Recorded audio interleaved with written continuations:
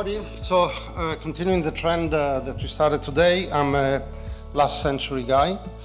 I was born in the mid of last century, so I'm close to 70, and I'm still working for the simple reason that I'm stupid. Not really, I have a big passion for shipping. What I've done all my life is that I've been in IT and shipping since I graduated. First thesis ever of two computers linked with optical fibers in 1978. And I applied everything I learned on IT and automation. I've tried to apply it to ships. It has been definitely not easy, a little bit because of what was said this morning. So ship evolves at a very slow speed. But I've seen it happening, because if you think that when I started to go on board ships, there was no GPS, we had low-run DECA, and essentially we had no computers, and yet in 1986 everything that I'm going to talk about now was on the ship that I helped building. The only difference between then and now is that today is much cheaper and much easier to build whatever I'm going to explain to you. So essentially, having been involved in computers on board ships, I started with a company called Spectec and a system called Amos, and at that time in the 80s, 1986, the craze was on computerized maintenance management systems.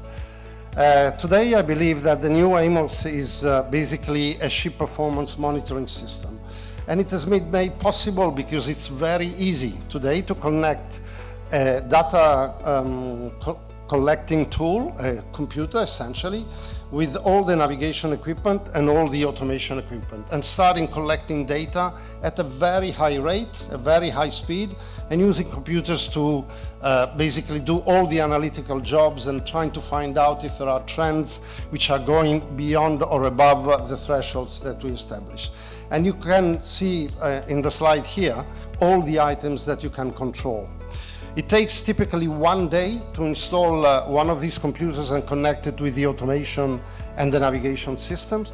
The newer the vessel, the faster it is, and on some ships it's already installed. For instance, on MSC Cruises vessels, we found it already installed by the automation company, and we only had to basically connect our software with it.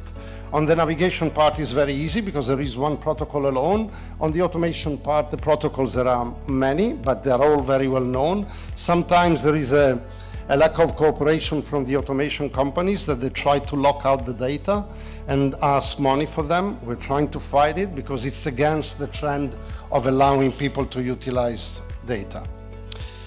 So you can see here that essentially you just log in and you start collecting data. In the past, with a software like Amos, we were collecting tons of data as well. Nobody was ever using it. I had, when I left Spectec after 20 years, I basically had 575 roughly shipping companies, not more than 10 of them using Amos, for 7,700 ships. And not more than 10 companies were making use of the data, so in an analytical way. The solution today make it everything automatically. So we collect data every 5 seconds, we average them every 5 minutes, and we display them on board and ashore. The only difference is that people ashore have the possibility of comparing data between ships or between equipment of the same ships, and have the possibility of analyzing everything in a what-if scenario. What happens if I move the ship, a little bit to the south compared to the bad weather, and will I make it on time? Will I consume more fuel? Will I consume less fuel, but will I arrive late? If it is connected with an ERP solution such as Amos, it will advise me that I will arrive in port after, that I will leave port after the spare parts that I'm waiting for have already arrived, and so on. And of course, people can say, because these solutions have been existing only very, very recently, I would say 3 years, even if we started to work on it about 7 years ago, but it takes time to basically analyze and complete the first prototypes. I say, why do I have to build another system? I have my CII solution, I have my fuel consumption solution, I have another solution here or there.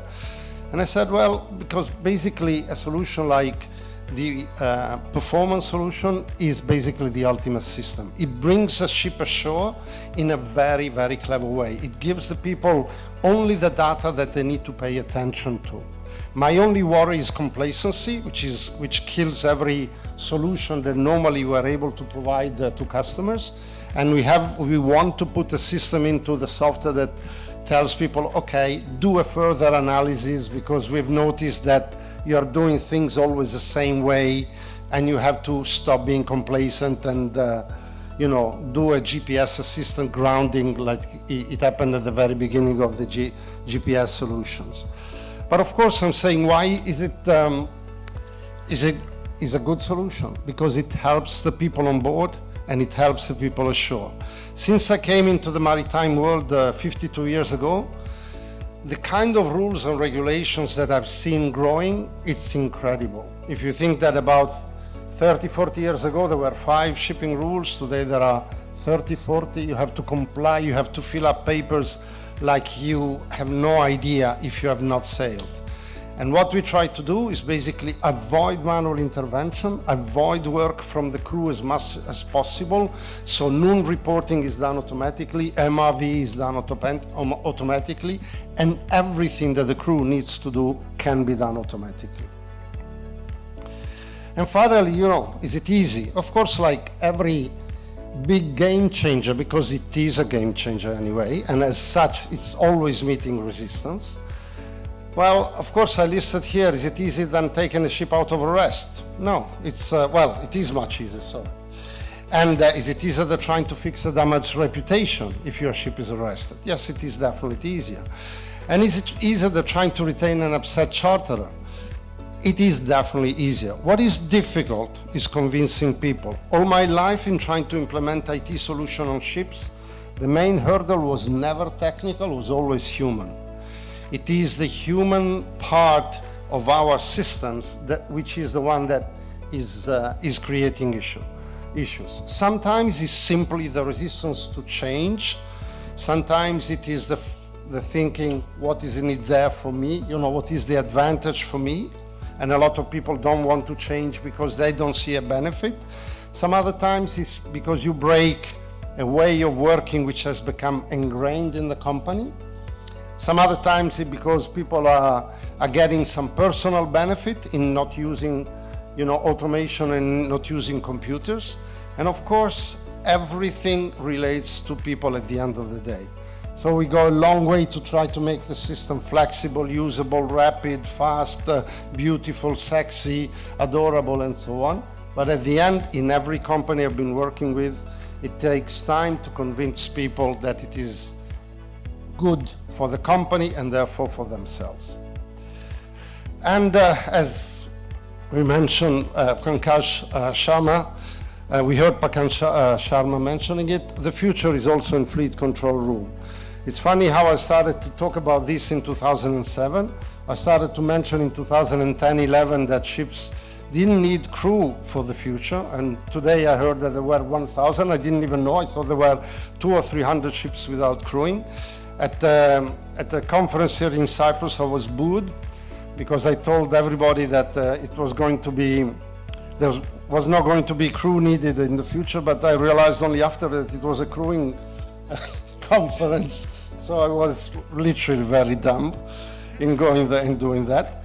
But this is the way it is. You sit, this is a real control room, you sit in front of it, and essentially you immediately are pinpointed by the systems of where your attention needs to go.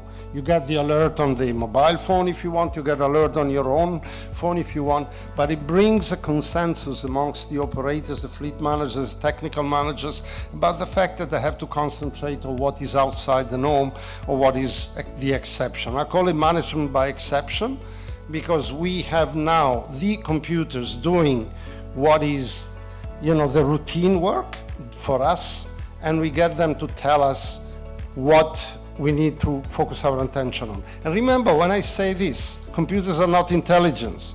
Artificial intelligence is the opposite of natural stupidity. So it's not that we really have the computers telling us. We told them what they have to tell us. What they do is the calculation, is the analytical part, which we are unable to do because it will take all our time. And that's it from my point of view. Thank you.